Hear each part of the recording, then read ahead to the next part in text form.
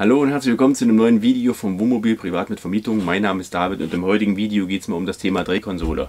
Sitz drehbar machen im Wohnmobil oder allgemein im Fiat Ducato.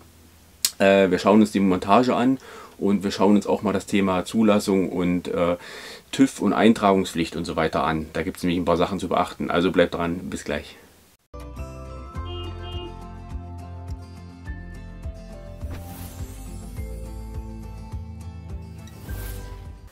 Ja, schön, dass du dabei bist.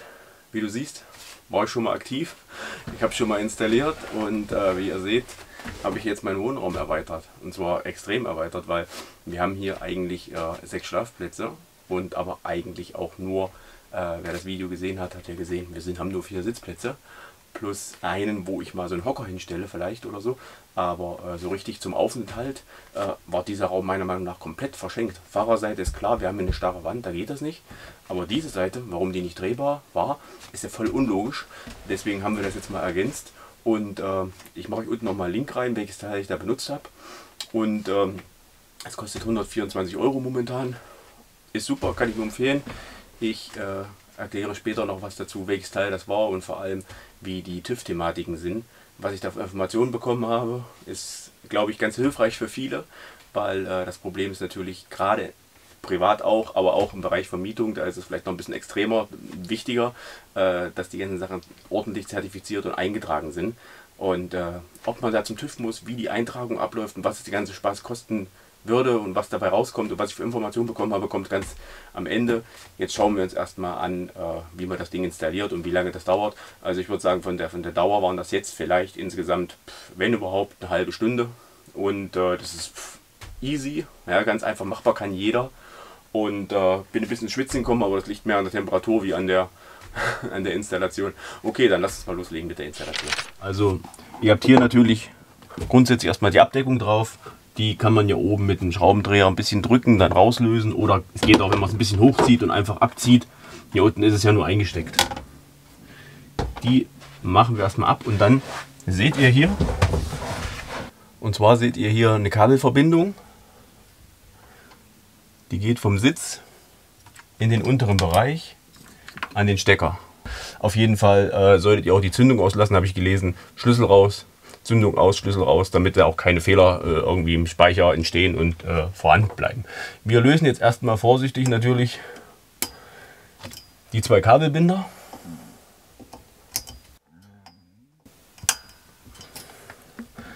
Dann habt ihr das Kabel so gut wie frei. Hier unten ist noch ein weiterer.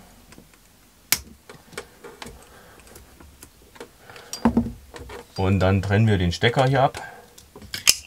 Das geht ganz einfach, habt ihr gesehen, ne? Ihr macht einfach diesen lilanen Schieberegler, sage ich jetzt mal schon. Den kann man einfach ein Stück schieben und dann löst er sich schon. Ne? Zusammenstecken, auch wieder blüpp. Ne? Braucht man gar kein Werkzeug, kann man einfach mit der Hand machen. Super einfach. Ja? Und jetzt ist das Kabel frei. Ja, es geht hier drüben zum Gurtstraffer. Also es geht nicht zum Sitz, es geht zum Gurtstraffer hier in dem Außenbereich. Sehe ich gerade. Ja. So, ansonsten müssen wir jetzt diese 4 Schrauben hier lösen. Diese hier außen. Die und die Imbusschrauben, die lösen wir jetzt vorne wie hinten. Und dann kommt dieser komplette Sockelbereich, den nehmen wir dann ab. Und da kommt dann die Konsole dazwischen.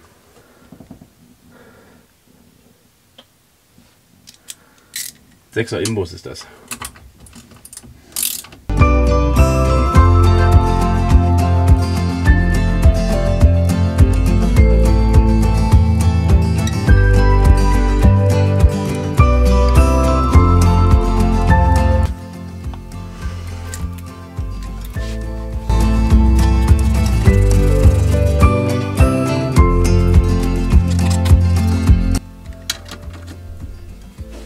Im hinteren Bereich sind es 2 Schrauben und vorne das ist eine.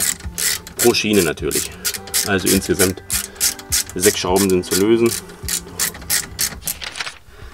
Wie ihr jetzt hier sehen könnt, ist im vorderen Bereich der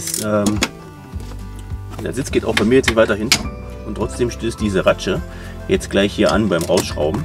Da komme ich nicht weiter, ich kriege das nicht komplett hin. Deswegen ist es auf jeden Fall zum Empfehlen, wenn man sowas vor Ort hat hier. eine Verlängerung. Geht vielleicht auch mit einer, ja, mit einer steifen hätten wir jetzt das Problem, dass es schon schräg ist und nicht schön verkannte. Also es ist schon echt sehr, sehr sinnvoll, wenn man hier so eine hat, die so ein bisschen sich biegen lässt. Der Sitz geht wirklich nicht weiter hinter. Weil ihr seht, ich kann hier quasi so ein bisschen um die Ecke schrauben.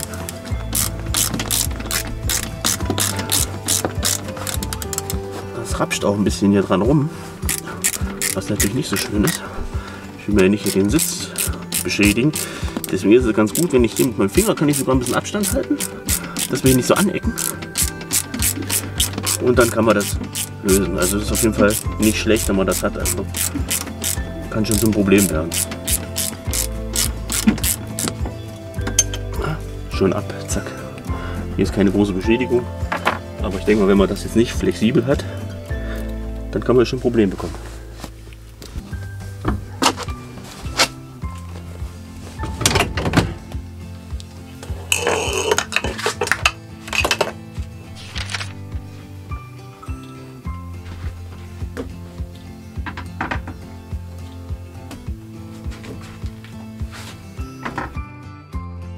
Die Drehkonsole wird dann erstmal mit den Originalschrauben wieder an den Originalsitzhalter befestigt und es ist auf jeden Fall empfehlenswert, erstmal alle Schrauben reinzudrehen, ein Stück, bevor man anfängt festzuziehen.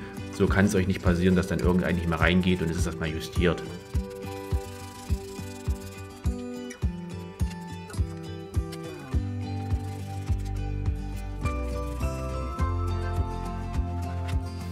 Hier ist der Aufkleber gut zu sehen. Wenn der auf der Unterseite sein sollte, dann auf jeden Fall fotografieren vor Installation für den TÜV.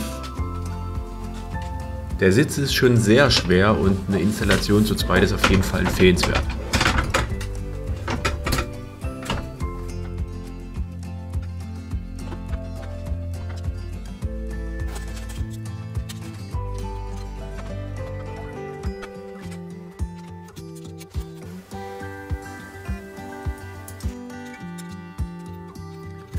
Der Sitz wird dann mit der Drehkonsole mit den mitgelieferten Muttern und Schrauben und Unterlegscheiben verbunden.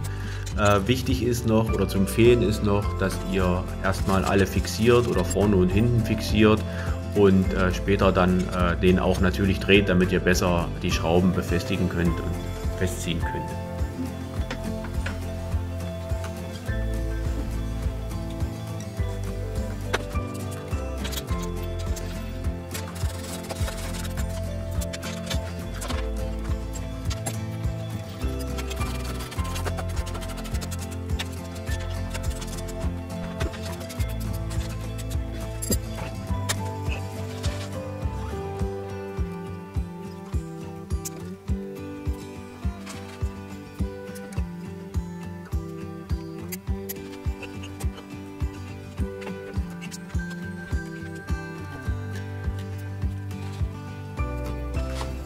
Ich habe jetzt hier in der Mitte noch einen zusätzlichen Kabelbinder angebracht, da mir das Kabel zu stark an der Drehkonsole geschliffen hat. So kann man ein bisschen verhindern, dass da vielleicht auf Dauer irgendwas beschädigt wird.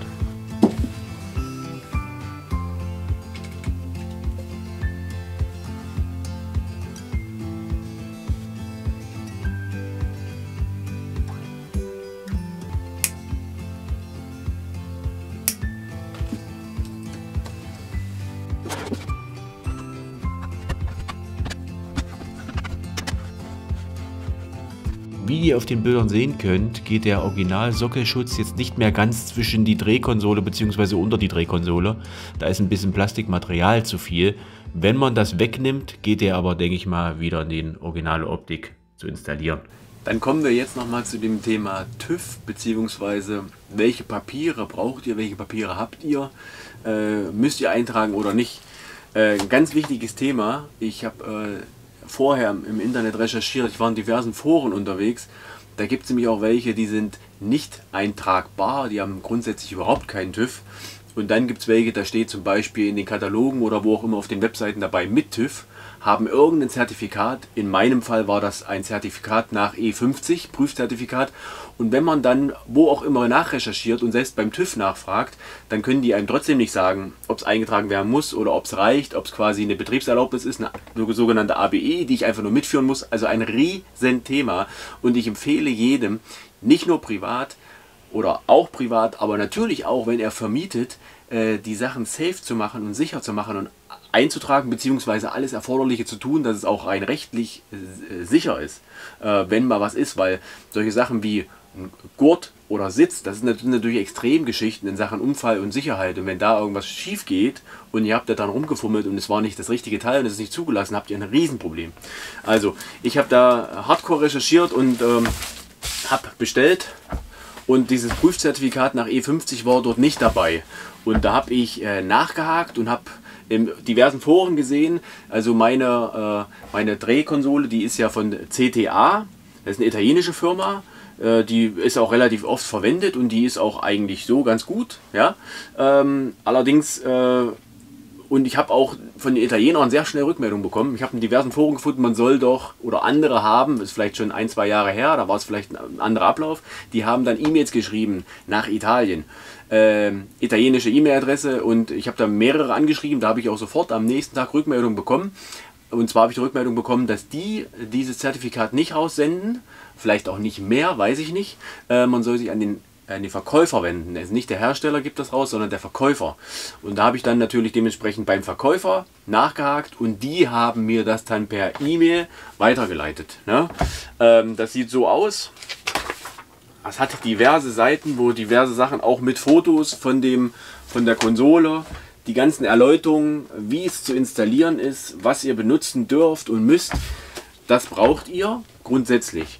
Und wie gesagt, der kürzeste Weg ist eigentlich an den Verkäufer, wenn es nicht dabei war beim Versand oder was, dann an den Verkäufer wenden, am besten per Telefon, weil so eine E-Mail, ihr wisst selber, das kann in der Bearbeitung ein bisschen dauern, kann, ich will nicht sagen untergehen, aber einfach anrufen, zusenden lassen, das ist jetzt das, was ich rausbekommen habe. Das war dabei. Das ist auch so ein kleines Zettelchen, das war das Einzige, was dabei war mit den Schrauben. Ne? Aber das reicht dem nicht aus, sondern ihr braucht dieses Zertifikat. Dann ist ja die nächste Frage, ihr habt dieses Zertifikat, reicht das oder müsst ihr zum TÜV? Wie ist der Ablauf? Jetzt habe ich mehrere TÜV-Prüfer gefragt und habe auch beim TÜV Hessen da eine E-Mail hingeschrieben, um einfach, ihr wisst selbst, ich bin immer so ein Freund von was Schriftlichem. Ne? Und da habe ich E-Mail-Verkehr gehabt. Der Herr hat gesagt, bevor er das entscheiden kann, braucht er natürlich das Zertifikat. Das habe ich ihm dann zugesendet mit Fotos von der Konsole. Er hat auch gesagt, ganz wichtig ist, dass diese Nummern auf der Konsole, die Aufkleber zu sehen sind. Wenn nicht, dann soll man die vor dem Einbau fotografieren. Also wenn die von unten nur zu sehen sind, fotografieren als Nachweis. Bei der hier ist es aber vorne oben zu sehen. Und da ging es mehrmals hin und her. Und am Endeffekt habe ich dann die Info bekommen von ihm, anhand der Dokumente, so wie die aussehen, der Fotos der Konsole, die dementsprechend dazu passt, habe ich die Info bekommen. Meiner Meinung nach reicht das Mitführen des Zertifikats aus, keine Eintragung erforderlich. Und diese Nachricht ist natürlich Gold wert für mich. Ja? Also ich kann euch da nur empfehlen, lasst euch das schriftlich geben, fragt das an mit den ganzen Dokumenten. Ich hoffe mal nicht, dass das jeder TÜV-Prüfer unterschiedlich sieht, aber in meinem Fall ist das hier für mich der Nachweis. Ich habe alles richtig gemacht, ich bin meiner Pflicht nachgekommen und das ist das Wichtigste auch für euch, dass ihr eurer Pflicht nachgekommen seid und habt entweder eine Info bekommen, dass es nicht einzutragen ist, was auch immer für eine Konsole ihr habt, oder ihr habt die Info bekommen, nee, kommt vorbei, wir müssen die abnehmen und eine Eintragung machen oder was, und das kann zwischen 50 und 100 Euro kosten, je nachdem, ob das Zertifikat, was dabei ist, so ausführlich und ordentlich ist, dass es nur eine Abnahme ist. Wenn nicht, dann wird es eine Einzelabnahme, das kann dann ein bisschen teurer werden eben, ne? Dementsprechend 100 oder ich sage mal vielleicht 120 Euro, aber so habt ihr erstmal die Info und ich habe das versucht im Vorfeld zu klären, weil ich wollte schon wissen, bleibt es bei diesen 124 Euro oder wären es dann vielleicht nochmal 100 mehr, das ist ja ein Unterschied, ne? Aber in meinem Fall hat das hier vollkommen ausgereicht, da bin ich auch happy mit, aber vom Ablauf her wisst ihr schon mal Bescheid, wie der schnellste Weg ist. Ja, ich hoffe, der ein oder andere hat jetzt gesehen, wie es geht, hat vielleicht gesehen, ach, sowas gibt's, oder wie mache ich das denn grundsätzlich, reiße ich meinen Sitz raus oder nicht, ja, ist gar nicht so schwer, wie es aussieht, das ist eigentlich ganz easy.